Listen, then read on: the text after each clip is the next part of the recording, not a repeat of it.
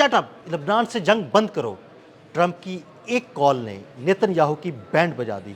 इस कॉल में क्या हुआ और नेतन्याहू कैसे जंग बंदी पर मजबूर हुए?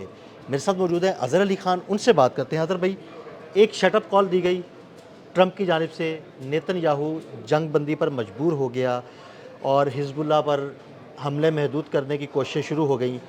अब आगे क्या होने जा रहा है और इस शटअप कॉल में क्या-क्या बातें हुईं? ट्रम्प ने कह दिया कि तुम्हारे बगैर दुनिया बहुत अच्छी थी नेतन्याहू, तुमने मुझे भी फंसवा दिया, अमेरिका को भी रुला दिया और ले जाके हमें मशरिक़ वस्ता में ऐसा फंसाया कि अब हम निकल नहीं पा रहे। तो अब तुम ना अपना मुंह बंद ही रखो, अपने जो बड़े जो तुम एक प्लान ख्याली पुलाव पकाते थे अपने पास रखो, हमें वो प्लान्स नहीं चाहिए, हमें माफ़ करो और आइंदा यहाँ पे इस नंबर पे फ़ोन नहीं करना, वरना ये फ़ोन जो है ना तुम्हें बंद मिलेगा। तो ये बड़ी ज़बरदस्त बात की कि ये आपका मुतलबा नंबर आर्ज़ी तौर पर बंद है। और बल्कि आर्ज़ी तौर पर नहीं, मुस्तकिल तौर पर बंद है। और ये होने जा रहा है। और हमने ये देखा है कि मशरिक़ वस्ता की जो वॉर है ना, इसने नेतन्याहू को माइनस कर दिया है आलमी मंजरनामे से, जहां वो अपने आप को नागुज़ीर समझता था और समझता था कि वो अमेरिका की मदद से आएगा और यहाँ सब पे छा जाएगा। और अपने ख़िताब में भी कह रहा था एक आध दिन पहले अपने जो इसराइलियों से कि टीवी पे एड्रेस में कह रहा था कि मैं जो हूँ वो अब रीजनल सुपर पावर तो हम हैं, अब हम जो है वो आलमी सुपर पावर बनने जा रहे हैं। तो ट्रम्प ने भी जब सुना होगा तो ये कहा होगा कि भाई तुम क्या अब हमें भी माइनस करने जा रहे हो।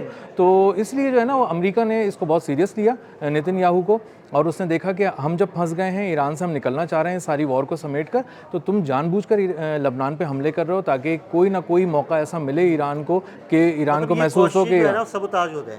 हाँ, तो इसलिए जो है ना वो पहले कुछ समझाने की कोशिश की होगी, लेकिन वो समझता तो है नहीं नेतन्याहू। आपको पता है कि उसका तो दिमाग से बिल्कुल पागल है, दिमाग से फारिग आदमी है। तो उसको फिर शटअप कॉल देनी पड़ी और उसको वाज़े और दो टोक अल्फाज में ट्रंप ने कहा कि तुम अपना मुंह बंद रखो और तुम इस सारी चीज़ से माइनस हो चुके हो, और अगर तुम ये नहीं करते तो हम खुद ही एक तरफा तौर पे जंगबंदी का ऐलान कर देंगे। और फिर वो उसमें लबनान को भी शामिल कर लिया है उन्होंने। और जब उसको ये समझ में आया कि अब मुझे अमेरिका से भी मार पड़ने वाली है और उससे वहाँ से कोई असिस्टेंस नहीं मिलने वाली और किसी तरह की मदद नहीं मिलने पा रही, तो उसको अंदाज़ा हो गया कि मुझे यहाँ से पीछे हटना पड़ेगा, और फिर वो खामोश हो गया। आप क्या समझते हैं कि क्या वो वाकई पीछे हट जाएगा या दोबारा कोई शरारत करेगा? आदिल भाई, इसके लिए हमें नंबर्स देखने पड़ेंगे। 30 अरब डॉलर जो है इसने लिए हैं मिलिट्री असिस्टेंस के नाम पे अमेरिका से 2023 से 2026 के दौरान। तो इसके पास तो कुछ नहीं है। इसके पास ये ना एक टेक्नोलॉजी के ऊपर बहुत काम कर रहा था इसराइल, लेकिन अपनी मईशत पे काम नहीं कर सका। उसका साइज़ भी छोटा है, उसके लोग भी कम हैं, तो वो कोई बहुत ज़्यादा काम कर नहीं पाता। तो इसीलिए वो बहुत ज़्यादा फंसा हुआ है और उसके पास पैसे नहीं हैं। तो जिसके जेब में पैसे नहीं हो ना, तो वो आलमी सुपर पावर बनने का उसको ख्वाब देखना ही नहीं चाहिए। तो जेब में उसकी फूटी कौड़ी भी नहीं है। तो इसलिए अब नेतन्याहू इसीलिए आहिस्ता आहिस्ता करके माइनस हो चुका है। और आने वाले दिन जो हैं वो नेतन्याहू के लिए इसलिए भी बहुत ही बुरे हैं क्योंकि उसका आप जो हमने कल व्लॉग किया था, बिल्कुल बिल्कुल, और हमने कहा मैंने इसी व्लॉग में थोड़ी सी उस पर बात करूंगा। मतलब मैं यही बात करना चाह रहा था कि देखें अब उसके जो करप्शन केसेस हैं वो खुले तो खैर पहले ही हुए थे। वो उसकी समातें जो है ना वो थोड़ी देर के लिए रोकी गई थी क्योंकि जंग चल रही थी। तो कल से दोबारा समात भी शुरू हो रही है, इसको पेश भी होना है, अपना डिफेंस भी करना है। तो आपको क्या लगता है कि ये फंस जाएगा?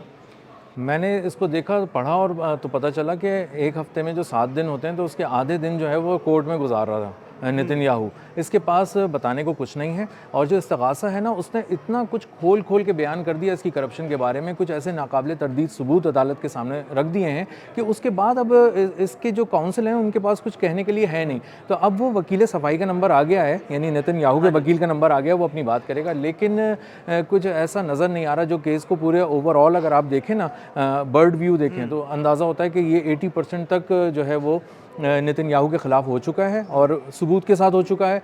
और अदालत के पास अब इतना कोई मार्जिन नहीं है कि वो नेतन्याहू को सुने और उसको देखे और उसके बाद ये कह सके कि 80% को हम माइनस कर देंगे और ये 20% बढ़कर 100% हो जाएगा।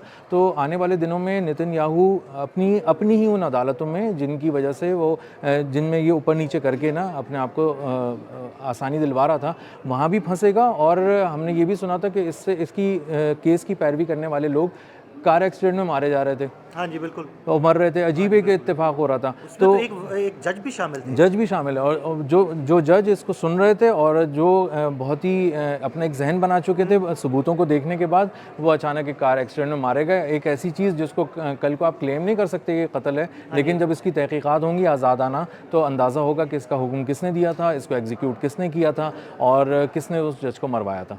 अच्छा, आप क्या समझते हैं कि नेतन्याहू के साथ और कौन कौन इन केसेस में फंसने जा रहा है?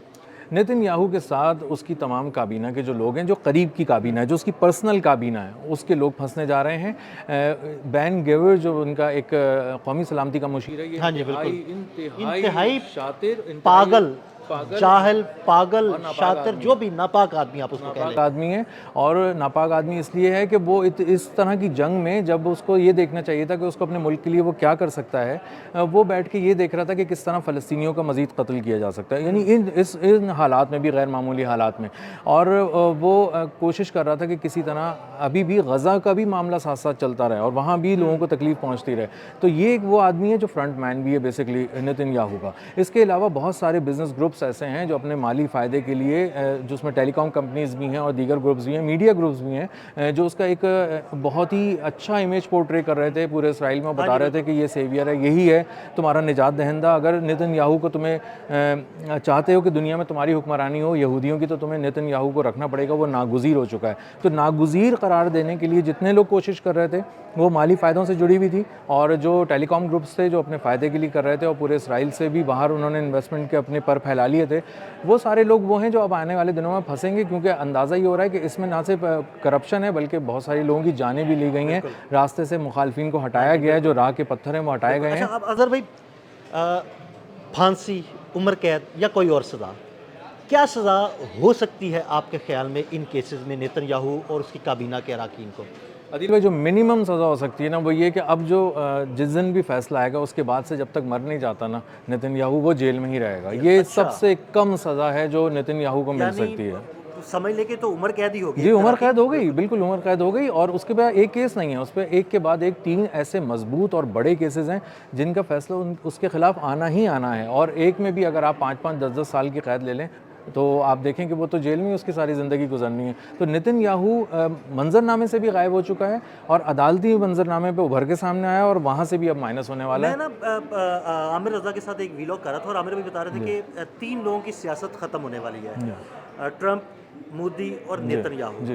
तो इन केसेस में नेतन्याहू तो बिल्कुल साफ नजर आ रहा है कि भाई वो तो बिल्कुल ही ख़त्म होने वाला है। ये 3, मैं कहीं बात कर रहा था तो मैंने भी ये कहा था 3 सीवीज़ जो है ना वो ख़त्म हो चुकी हैं। वो अब किसी जगह पे भी ना दुनिया में उनको नौकरी नहीं मिलेगी। एक उसमें मोदी है, एक उसमें ये अपना नेतन्याहू है और तीसरा डोनाल्ड ट्रंप है, जो कि बहुत बुरी तरह हिल गए हैं। लेकिन नेतन्याहू माइनस हो चुका है और इसका आप देखें, नाकाम का दोस्त नाकाम ही होता है। मोदी, इसको पूरी दुनिया में दोस्ती करने के लिए मोदी मिला, मुश्किल हालात में मोदी मिला। इस वक्त जब कोई अंधा भी ये देख सकता था हालात को कि भाई चीज़ें तबाह होने जा रही हैं, कम से कम अगर तुम किसी एक साइड पे नहीं खड़े हो तो न्यूट्रल खड़े रहने की कोशिश कर लो ताकि तुम किसी जगह अपने आप को बरकरार रख सको। लेकिन मोदी जाके वहाँ बैठ गया, वो मोदी को गले लगा रहा है और वो कह रहा है मुझे इंडिया की सपोर्ट मिल गई। इंडिया की क्या सपोर्ट है? इंडिया तो पाकिस्तान से पिट चुका, दोनों नाकाम, इंडिया पाकिस्तान से पिटा और नेतन्याहू ईरान से पिटा। बहुत शुक्रिया अज़हर भाई। अज़हर अली ख़ान ने बड़ी तफसील के साथ इस सारे मामले पर रोशनी डाली। अदील अहमद और अज़हर अली ख़ान को इजाज़त दीजिएगा और हमें फॉलो करते रहिएगा। अल्लाह हाफ़िज़।